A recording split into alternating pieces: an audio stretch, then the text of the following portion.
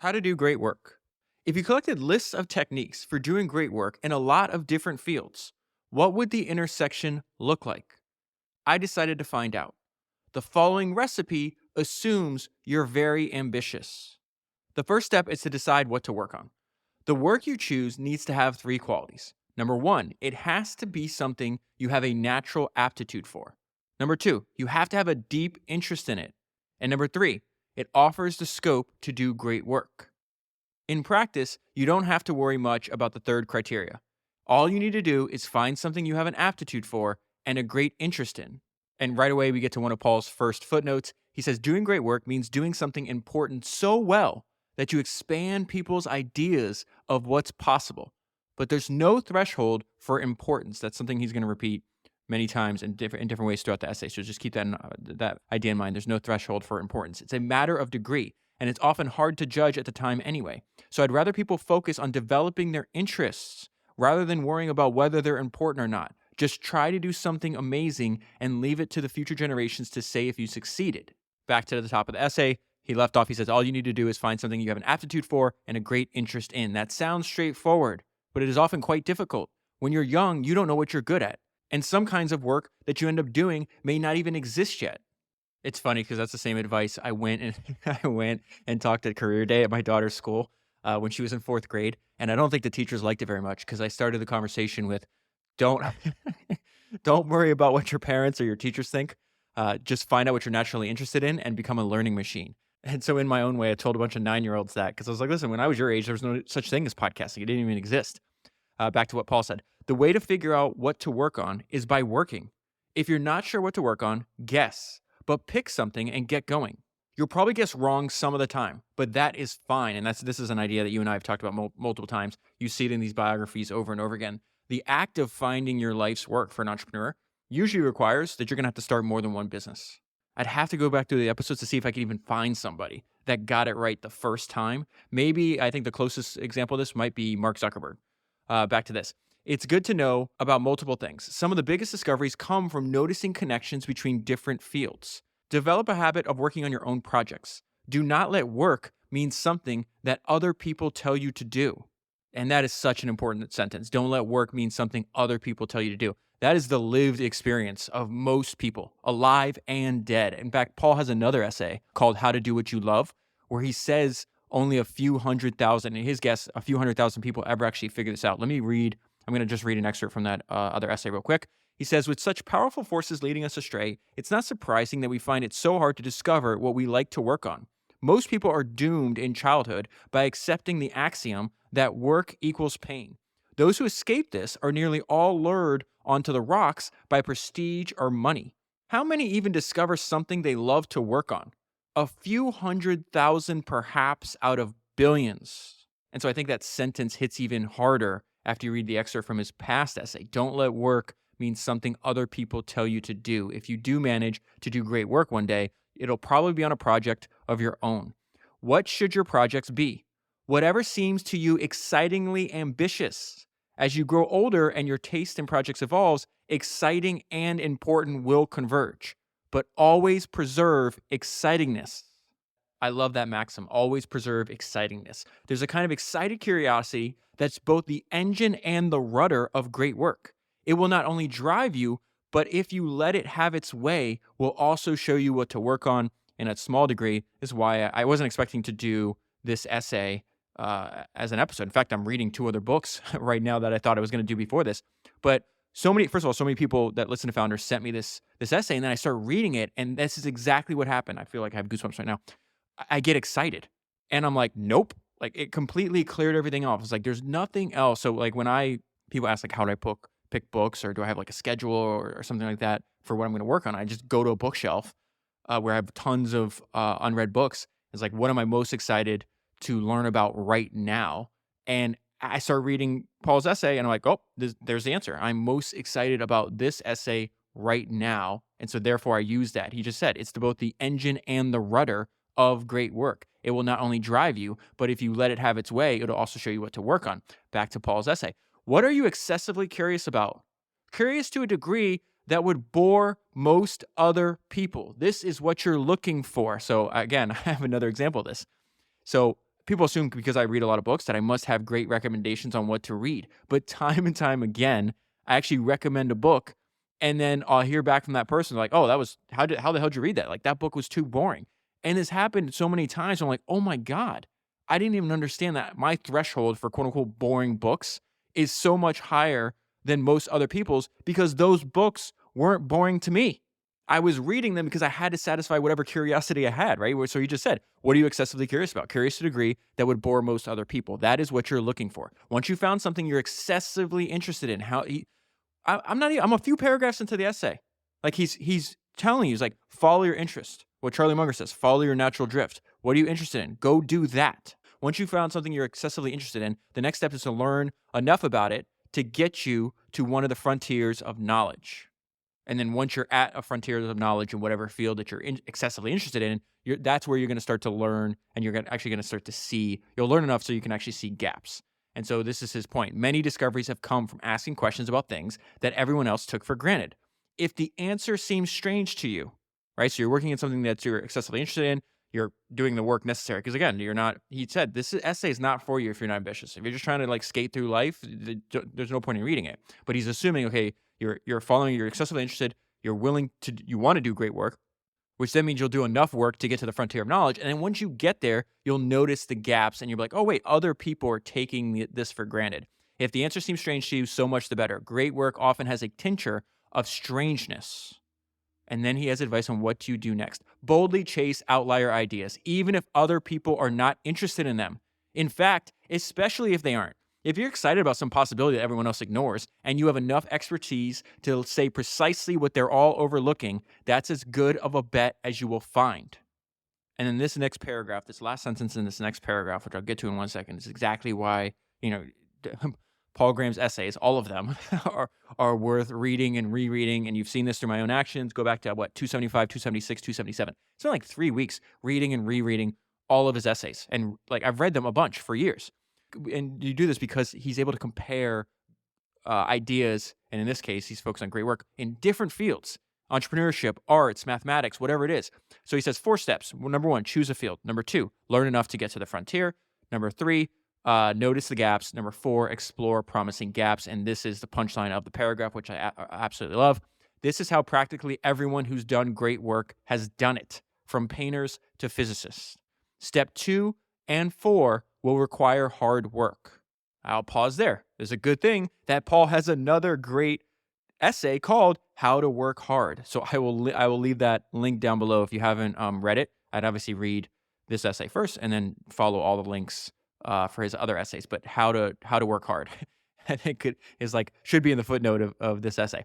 So it says that steps 2 and 4 require hard work. It may not be possible to prove that you have to work hard to do great things, but the empirical evidence is on the scale of the evidence for mortality. So it's like a sure bet, is what he's telling us. That is why it's essential to work on something you're deeply interested in. Interest will drive you to work harder than mere diligence ever could. And we've seen this over and over again. Go back to Naval Ravikant, go back to Michael Jordan, Edwin Land, Steve Jobs. They'll say the same thing. They find work that feels like play. They're so intensely and deeply interested in it that they have no choice. And you just wind up in a spot where this strange convergence happens, where you're working all the time and it feels like you're never working. And then he brings up the fact that you can't learn this without doing it. Let's talk a little bit more about the complicated business of figuring out what to work on. The main reason it's hard is that you can't tell what most kinds of work are like except by doing them. You may have to work at something for years before you know how much you like it or how good you are at it. And in the meantime, you're not doing, and thus not learning about, most other kinds of work. And I love just sitting there reading and rereading that paragraph because this whole point, it's like, listen, we're going to try to do great work. We're going to try to find our life's work. You can't expect this to be easy, because if it was easy, billions and billions of people in the past and currently wouldn't have failed to do it. And he hits at one of the most important parts, because you don't know what it's like until you start doing it. And that means you might be working at something for several years before you know how much you like it or how good you are at it. And in the meantime, you're not learning or doing other kinds of work. So you could go down a path, and multiple paths even, that are just a dead end all the way until you're in the grave. And I think this is why I think the essay is so important, that I would dedicate an entire essay to it, to like really stop and think and read and reread, because this is not easy. And we only get one shot at life. So then he goes into some of the things like why is this so complicated? Like there's certain structures and institutions that society has created that doesn't make this easier. And if you read, I think I have notes on this later, but Paul's essays a lot will just kind of like he's like constantly poking at the way we like our educational systems are set up. You can tell like he's just not a fan, and he's not hiding the fact that he's not a fan. So he says educational systems in most countries expect you to commit to a field long before you could know what it's really like, which is madness. Just doesn't make any sense. It would be better if they at least admitted that the system not only can't do much to help you figure out what to work on, but is designed on this is so crazy. This is the great thing about his writing because it's so like refined. Like he talks about his editing process all the time. I think he spent like half a year writing this essay, if I'm not mistaken. And so these ideas just get right into your brain. But listen to this. This is madness. But it is designed on the assumption that you'll somehow magically guess as a teenager. If I go back and think what I was like as a teenager, and if you do the same, like how many ideas did you believe are true and that you thought were valuable when you were a teenager that you still believe? I was thinking about this earlier. I was like, maybe one, that reading books is probably a good use of my time, right? And reading the right books is probably a good use of my time. The idea is like, hey, we're going to pick what we're going to do and we're going to figure it out and we're not even figure it out, guess. The magically guess is a great way to put it as a teenager. And then this is what I was alerting to, like why spend so much time thinking about, like don't glaze over this essay, read it, think about it. They don't tell you, but I will. When it comes to figuring out what to work on, you're on your own. And so then he gets into the importance of you're only going to figure this out. You have to take actions. Do not be passive. What should you do if you're young and ambitious but don't know what to work on? What you should not do is drift along passively, assuming the problem will solve itself. You need to take action. When you read biographies of people who've done great work, it's remarkable how much luck is involved. They discover what to work on as a result of a chance meeting or by reading a book that they happen to pick up. I need to pause here. This has been on my mind a ton. First of all, obviously, what Paul said there is completely right. You can read a lot of biographies. You just read people who've done great work, which is this entire podcast. It's remarkable how much luck is involved, right? Just look at the last few weeks. We don't have to go into the last 7 years, right? How is it possible that both James Cameron and Christopher Nolan both watched the movie 2001: A Space Odyssey when they were kids and both arrived at the same conclusion that I can do that I can make movies? Maybe even the best example recently, you got to go back and listen to the Mark Twain episode. I think it's like episode 312 or something. I listened to the whole thing because it's about his young life. It's really about this essay. Like he's a young, ambitious person, doesn't know what to work on. He literally turns from Samuel Clemens to Mark Twain. Towards the end of the episode, in fact, I'll tell you, I think it's like 50-minute mark because I have the transcript in front of me. I'm going to read from this. Like the series of events that had to happen for Mark Twain to finally find his path. Listen to the whole episode, but this is, in case you haven't heard it, I'm just going to give you this like 2 paragraphs, right? This is me reading from a transcript from the Mark Twain episode. And so I say, let's look back at what is taking place. First, he thinks he's going to be a cocaine dealer. He travels down the river, stumbles upon the best job that he thought he would have forever, which is the Mississippi Riverboat steamboat pilot, which is kind of crazy that Mark Twain wasn't planning on being a writer and a lecturer. It's like, no, the best job ever is the steamboat captains or steamboat pilots. Then something completely out of his control, the Civil War, comes and causes him to flee, to go out west, and have all these series of adventures. He turns from Sam Clemens into Mark Twain along the way. He meets a bunch of people along the way that give him fantastic advice and change the trajectory of his life. He experiences unbelievable highs, and then at the very bottom, unbelievable lows where he literally has a gun to his head. He is contemplating suicide. Then right after that, he does something smart, puts down the pistol, picks up the pen, right? He finds the opportunity of his life, writes what he thinks is just a silly story. That story goes viral. That story then creates all these other fans and people that love Twain and want to help him. He turns that into a trip to Hawaii. He meets another one of his fans who happens to be a very influential diplomat who leads him to the greatest journalistic scoop he has of all time. That scoop leads him to his lecture career, which further enhances his public profile, which then leads him to this 23-week trip in Europe, which in turn is going to lead to the source material for his first great book, the first publishing success that he ever has, which then in turn changes his life forever. That example from Mark Twain is a microcosm of exactly what Paul Graham is talking about here. What you should do if you're young and ambitious but don't know what to work on. Mark Twain was young and ambitious. He had no idea what to work on. He put pen to paper. He took action is another way to think about that, right? When you read biographies of people who've done great work, it's remarkable how much luck is involved. They discover what to work on as a result of a chance meeting or by reading a book that they happen to pick up.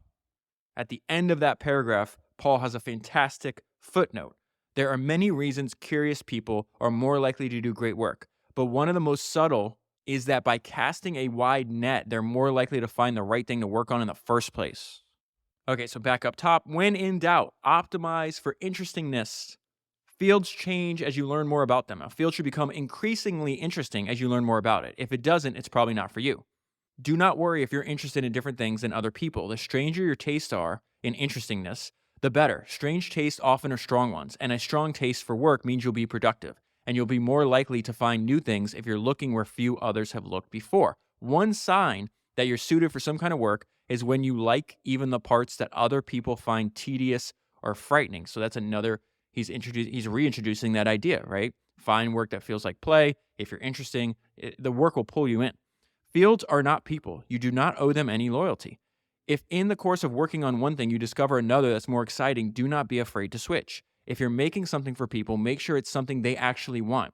The best way to do this is to make something you yourself want. Write the story you want to read. Build the tool that you want to use.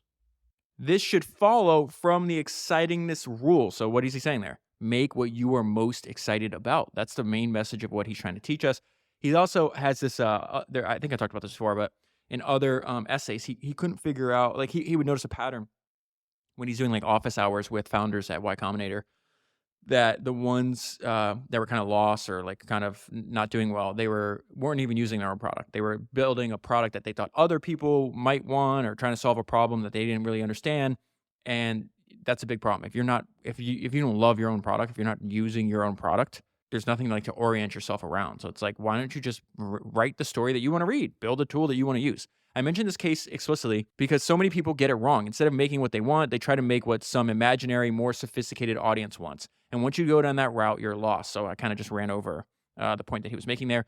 There are a lot of forces that will lead you astray when you're trying to figure out what to work on. Pretentiousness, fashion, fear, money, politics, other people's interests. In other words, like distractions that get you off your true, authentic path. But if you stick to what you find genuinely interesting, you'll be proof against all of them. If you're interested, you're not astray. And so when I read that the first time, I said that may be my favorite paragraph so far. And really, because that line, if you stick to what you find genuinely interesting, you'll be proof against all of them. If you're interested, you're not astray. This idea will be very familiar to you and I. It's why my number one recommendation is still James Dyson's first autobiography, Against the Odds. Following your interests usually means following them past rejection and failure. It does take a good deal of boldness. While you'll need boldness, you usually don't need much planning. In most cases, the recipe for doing great work is simply work hard on excitingly ambitious projects and something good will come of it. The trouble with planning is that it only works for achievements you can describe in advance. You can win a gold medal or get rich by deciding as a child and then tenaciously pursuing that goal. But you can't discover natural selection that way. I think for most people who want to do great work, the right strategy is not to plan too much. At each stage, do whatever seems most interesting and gives you the best options for the future. I call this approach, let me pause, I need to repeat that. At each stage, do whatever seems most interesting. He's repeated that to us, 15 times maybe so far in different ways. At each stage, do whatever seems most interesting and gives you the best options for the future. I call this approach staying upwind. This is how most people who've done great work seem to have done it.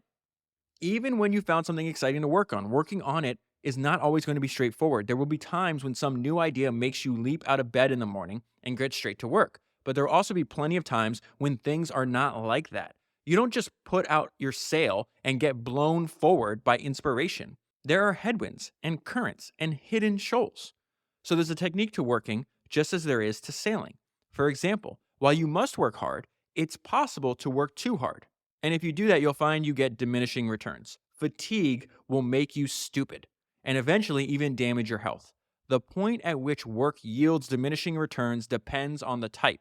Some of the hardest types you might only be able to do 4 or 5 hours a day. Ideally, those hours will be continuous. To the extent you can, try to arrange your life so you have big blocks of time to work in. Edwin Land said it best. I'll never stop repeating this quote because it's one of my favorites.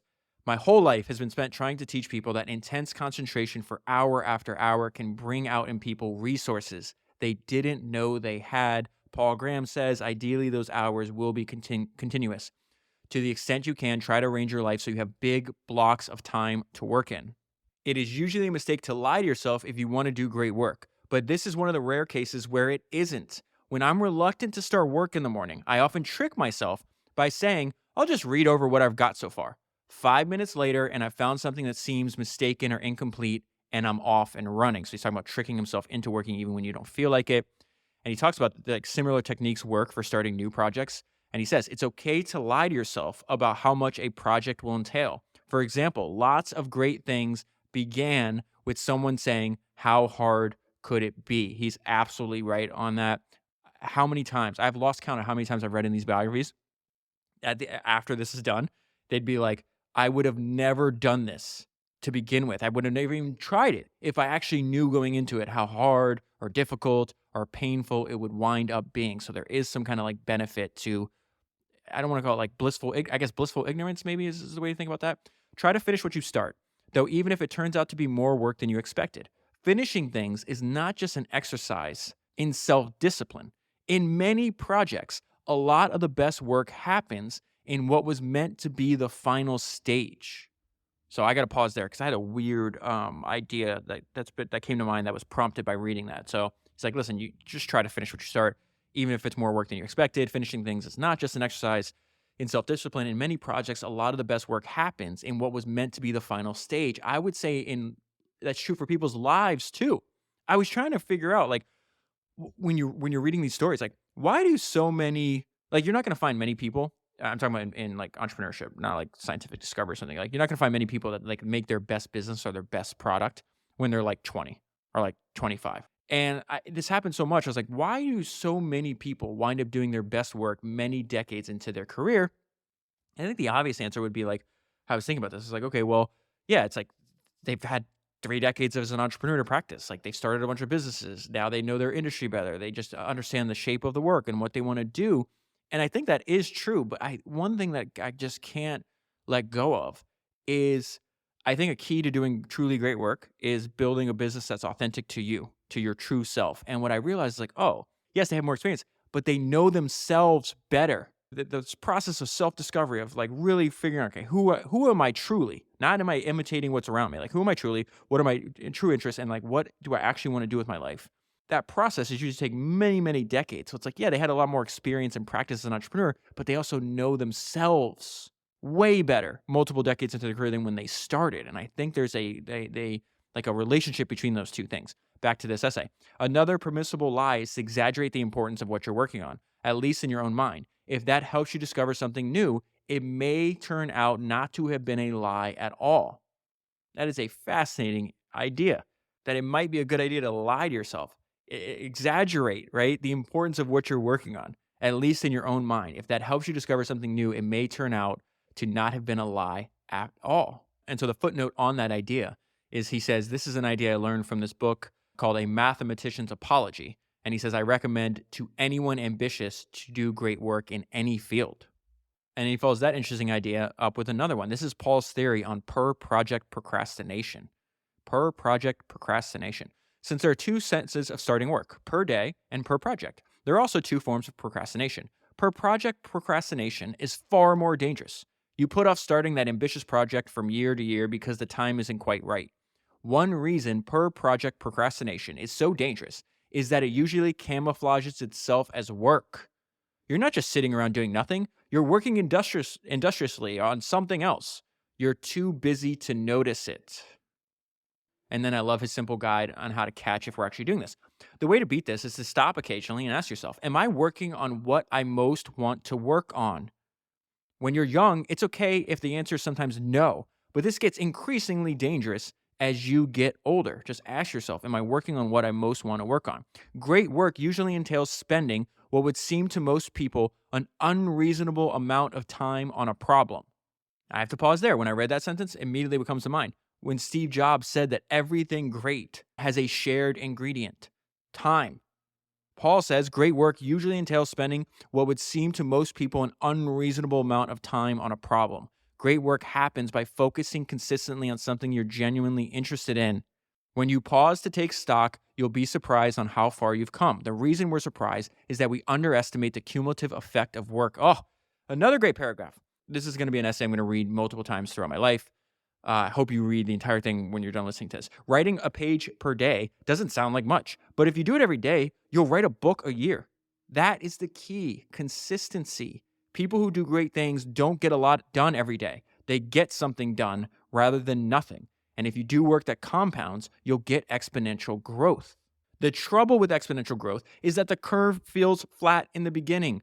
It isn't. It is still a wonderful exponential curve, but we can't grasp that intuitively. So we underrate exponential growth in early stages. Something that grows exponentially can become so valuable that it's worth making an extraordinary effort to get started. Ugh, this is so good. Okay. Something that grows exponentially. Check this out. I'm going to tell you something that I was thinking about when I was reading this. Something that grows exponentially becomes so valuable that it's worth making an extraordinary effort to get started. So I listen to podcasts with my daughter. She's 11. And right now she loves Taylor Swift. So we were listening to the Acquired podcast episode on Taylor Swift. Acquired is made by my friends Ben and David.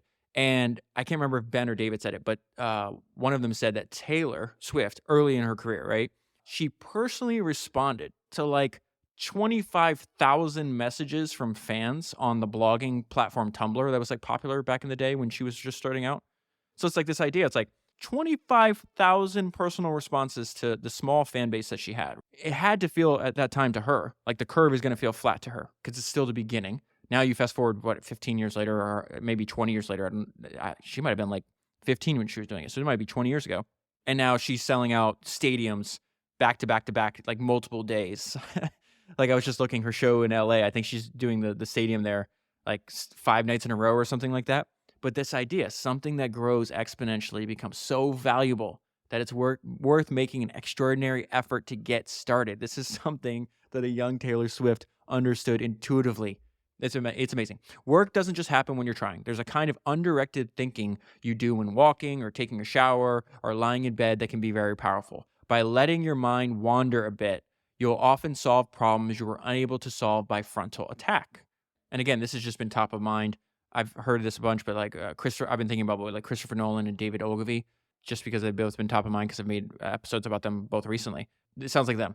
If you read about them, like this is they think like this. They use this. You have to be working hard in a normal way to benefit from this phenomenon, though. You can't just walk around daydreaming. The daydreaming has to be interleaved with deliberate work that feeds its questions. They would tell you that you need to give your mind time to think, time to wander, I think is the term that Paul's about to use here, which is fantastic. When you let your mind wander, it wanders to whatever you care about most at that moment. So avoid the kind of distraction that pushes your work out of the top spot, or you'll waste this valuable type of thinking on the distraction instead. There is one exception to this. Do not avoid love. Consciously cultivate your taste in the work done in your field. Until you know which is best and what makes it so, you don't know what you're aiming for. And then on the very extreme end, taste is actually a moat. And that is what you're aiming for. Because if you don't try to be the best, you won't even be good. So I need to back that up. I'm going to read that together because I interrupted this. He's going to tell us, like, you must aim to be the best. Consciously cultivate your taste in the work done in your field. Until you know which is the best and what makes it so, you don't know what you're aiming for. And that is what you're aiming for. Because if you don't try to be the best, you won't even be good. This observation has been made by so many people in so many different fields that it might be worth thinking about why it is true. Don't try to work in a distinctive style. Just try to do the best job you can. And if you do, you won't be able to help doing it in a distinctive way. Style is doing things in a distinctive way without trying to. Trying to is affectation. So let's define affectation because he's going to use this word a couple times. It is behavior, speech, or writing that is artificial and designed to impress, which is the opposite of what really he's saying. He's like, follow your natural drift, let what you're most interested in be your guide. And now he's saying some people do this and they're like putting on a show for other people. And none of this is going to work if it's inauthentic to you. You adopt an impressive but fake persona. And while you're pleased with the impressiveness, the fakeness is what shows in the work. And I think all these ideas feed on each other. Follow your natural interest, it's authentic to you, and therefore the work pulls you into it, and then you do it for a long time. So you get better at it as a byproduct. All these things work very well together. So again, you adopt an oppressive but fake persona, and while you're pleased with the impressiveness, the fakeness is what shows in the work. If you succeed at an ambitious project, you're not a nobody. You're the person who did it. So just do the work, and your identity will take care of itself. And so as like a negative rule, you could say, hey, avoid being fake, whatever the case is. But he's like, well, how do you actually express this idea positively? How would you say what to be instead of what not to be? And he says the best answer is earnest. And so we're going to define earnest, resulting from or showing sincere and intense conviction. I love that definition, intense conviction. The core of being earnest is being intellectually honest. You're trying to see more truth than others have seen so far. The key to doing great work. And how can you have a sharp eye for truth if you're intellectually dishonest? Another subtle component of earnestness is informality. It means focusing on what matters instead of what doesn't. What formality and affectation have in common is that as well as doing the work, you're trying to seem a certain way as you're doing it. That's one reason nerds have an advantage in doing great work. They expend little effort on seeming anything. Nerds have a kind of innocent boldness. This is hilarious. Nerds have a kind of innocent boldness. That's exactly what you need in doing great work. It is not learned. Be the one who puts things out there rather than the one who sits back and offers sophisticated sounding criticisms of them. It's easy to criticize, is true in the most literal sense, and the route to great work is never easy. And another thing, like, who cares what the critics say? The loudest boos always come from the cheapest seats. There's a theme that runs through a lot of the great founders, and it's the fact that they believe that their opinion on what they're working on, their opinion is greater than every other person's opinion around them regarding what they're working on.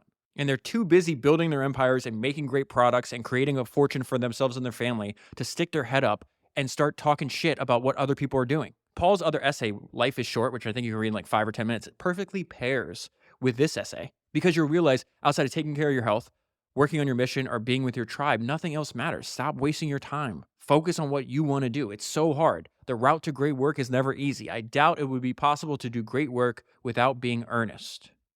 Another sign of people that can do great work, they are willing to redo things. You may have to throw things away and redo them. You have to be willing to. When there's something you need to redo, status quo bias and laziness will combine to keep you in denial about it.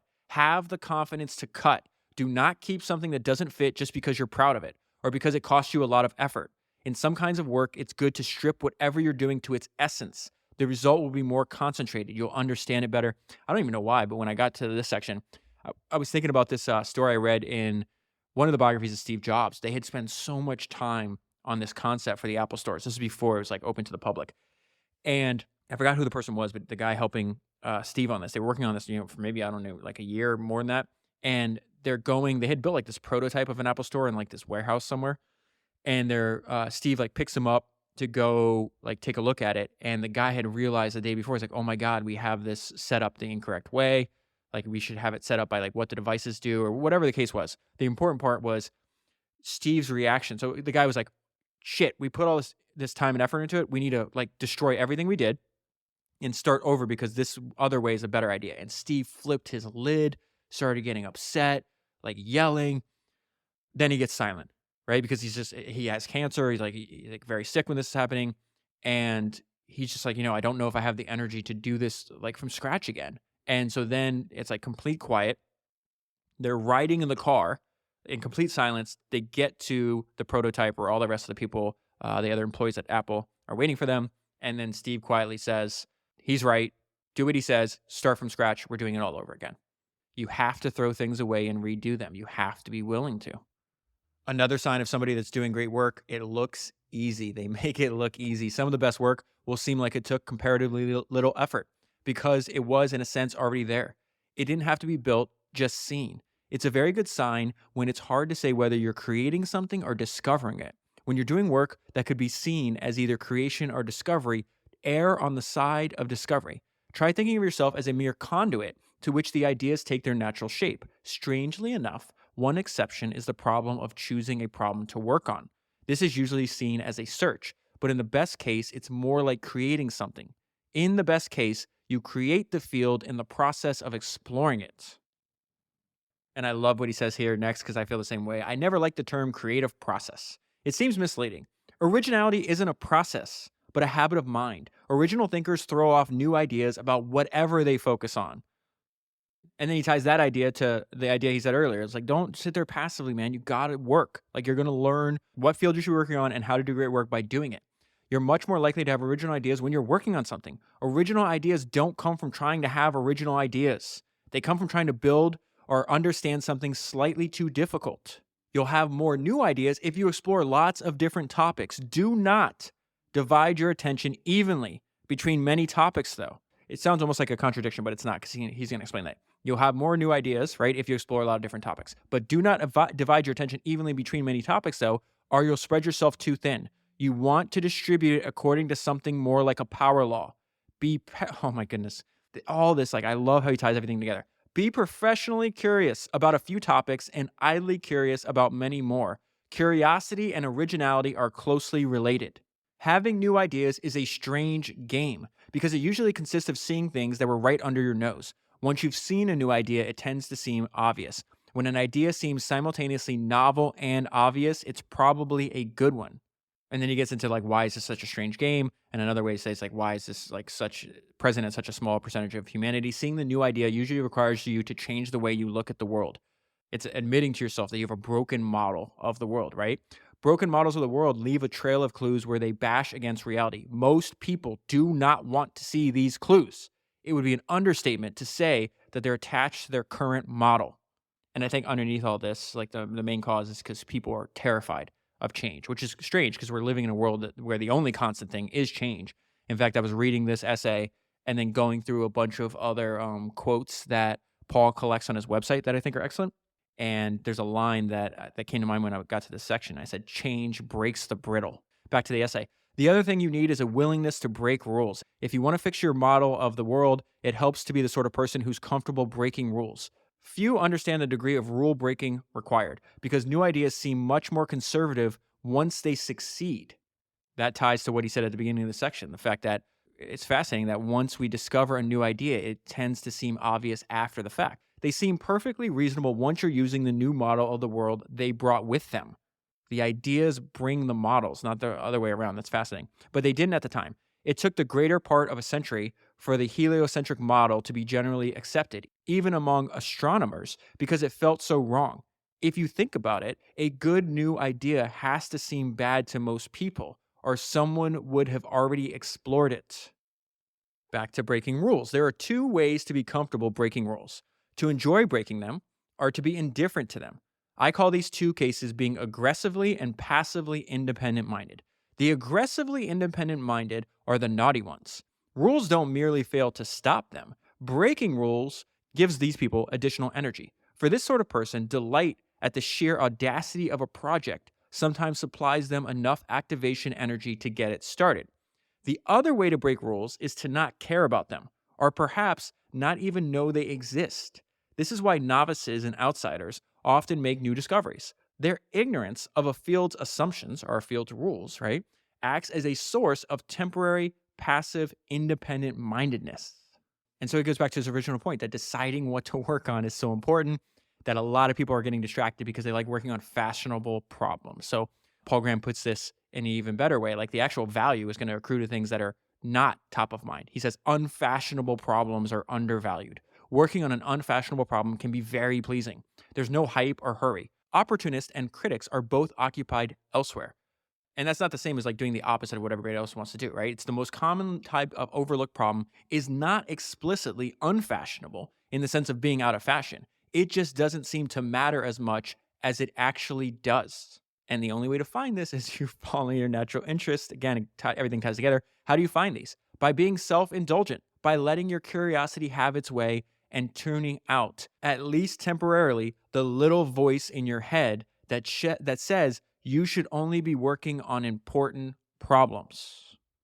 And so it's important to note that the word important in that sentence has quotation marks. It's just like really, it's the opinion of other people, right? By being self-indulgent, by letting your curiosity have its way and tuning out that little voice in your head that says you should only be working on quote unquote important problems. And so I want to pause there because I think this is so important. So in addition to reading this essay, I saw that Paul's wife and his partner on Y Combinator, Jessica, said that she's going to reread every year. I think she said every year she wants to reread this essay, How to Do Great Work. And she also rereads Paul's essay, Life is Short, every year. And so when you read them back to back, you realize, oh, wow, that's like really good. They go well together. And what was fascinating is there is this line in the Life is Short episode or essay where he says the things that matter aren't necessarily the ones people would call quote unquote important. He uses important in quotation marks again.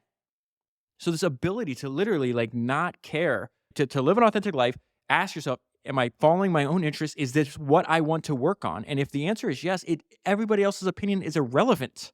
And I think as you get older and you actually know yourself, that becomes like easier to do. But it's obviously something that is not common, right? The ability to do that is not common because it comes up in these essays over and over again. So much so that Paul has to explicitly tell the reader, give advice, hey, that even if you hear that in like the back of your mind, that's fine. Like, shut it up because it's taking you off the path that you're meant to be off. That little voice in your head that says you should only be working on quote unquote important problems. Ignore it. Why? Because most people that work on important problems and do great work, those problems were not seen as important to the external world at the time they started working on them. And you only know that if you go back and you study the creation of all these new industries and read all these other biographies. It pops up over and over again. The example I use over and over again is the fact that Henry Ford is sitting in Detroit in 1900 working on an internal combustion engine in his fucking kitchen. And everybody around him saying, what are you doing? You're wasting time. Cars are obviously going to be electric or they're going to be steam powered. His boss tells him, because he's working at the electric company as an engineer, if you keep up your experimentations with your internal combustion engine, you either have to choose between the engine or your job. And Henry Ford's like, cool, I'm choosing the engine.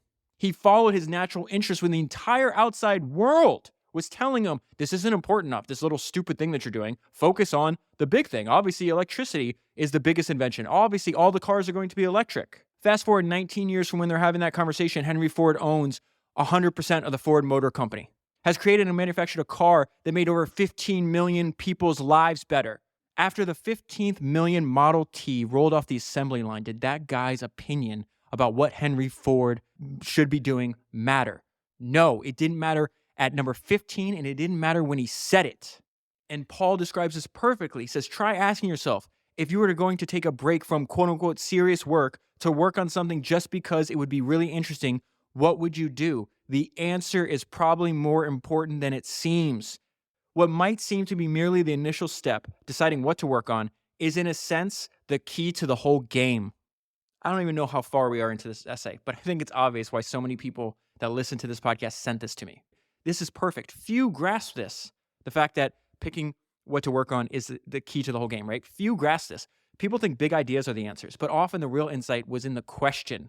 Sometimes you carry a question for a long time. Great work often comes from returning to a question you first noticed years before and you could not stop thinking about. It is a great thing to be rich in unanswered questions. And a way to know that if you have a good unanswered question, he says the best questions grow in the answering. You'll notice a thread and then try pulling on it, and it just gets longer and longer. So don't require a question to be obviously big before you try answering it. It goes back to the Henry Ford just messing around following his own interests in his kitchen, right? You can rarely predict that. It's hard enough to even notice the thread, let alone to predict how much it will unravel if you pull on it. It is just better to be promiscuously curious, to put a little bit on a lot of threads and see what happens. Big things start small. The initial versions of big things were often just experiments or side projects or talks, which then grew into something bigger. So start lots of small things. Being prolific is underrated. The more different things you try, the greater the chance of discovering something new. Understand, though, that trying lots of things will mean trying lots of things that do not work. You cannot have a lot of good ideas without also having a lot of bad ones. And so I love the fact that Paul says being prolific is underrated. A few days before I read this, my friend Anil, who's the founder of Meter, he actually sent me his post. He, on his personal website, Anil collects examples, like historical examples of people that he calls outlandishly prolific. I'll leave the link down below in case you want to look at the list. It's fantastic. Err on the side of starting, which is easier when starting means starting small. Those two ideas fit together like two puzzle pieces. So err on the side of starting, and then it's easier to start when it means starting small. How do you get from starting small to doing something great? By making successive versions. Great things are almost always made in successive versions. You start with something small and evolve it, and the final version is both cleverer and more ambitious than anything you could have planned. See what he just did there? We are deep into this essay now. And now he finds ways to take ideas that he referenced, maybe, I don't know, 5,000 words ago. This idea is like, don't spend too much time planning, get in, you'll start to learn more. And then he ties everything together.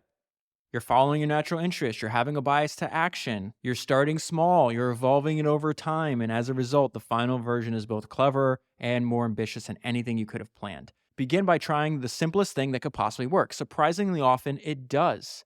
Do not try to cram too much new stuff into any one version. Evolve instead. And so there's a few times in the essay where he'll talk about like the difference between like what would you do if you're young or are a little bit older. I like how he describes this. Use the advantages of youth when you have them, and the advantages of age once you have those. The advantages of youth are energy, time, optimism, and freedom. The advantages of age are knowledge, efficiency, money, and power. The old also have the advantage of knowing which advantages they have. I like that line. The young often have them without realizing it. The biggest is probably time. The young have no idea how rich they are in time. The best way to turn this time to advantage is to use it in a slightly frivolous way, to learn about something you don't need to know about, just out of curiosity, or to try building something just because it would be cool, or to become freakishly good at something.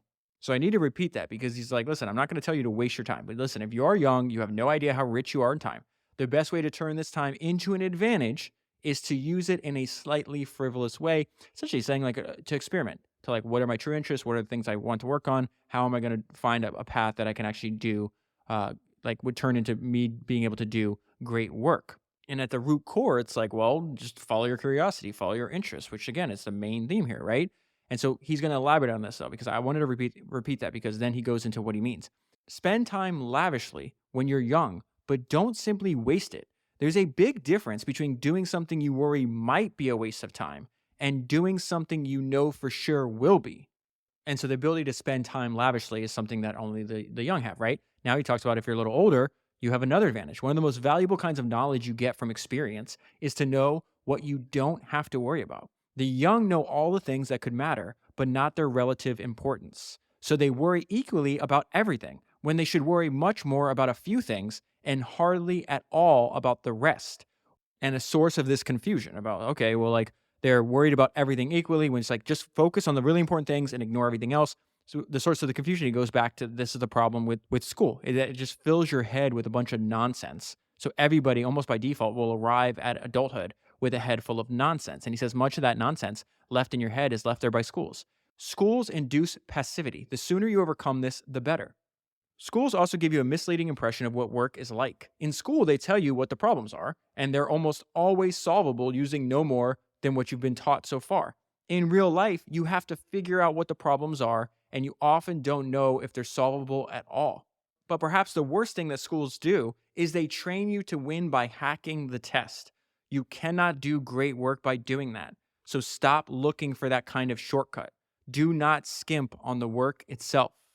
Don't think of yourself as dependent on some gatekeeper giving you a big break. Even if this were true, the best way to get it would be to focus on doing good work rather than chasing influential people. It's that idea that you should try to be so good that people can't ignore you. People new to a field will often copy existing work. There's nothing inherently bad about that. There's no better way to learn how something works than trying to reproduce it. Nor does copying necessarily make your work unoriginal.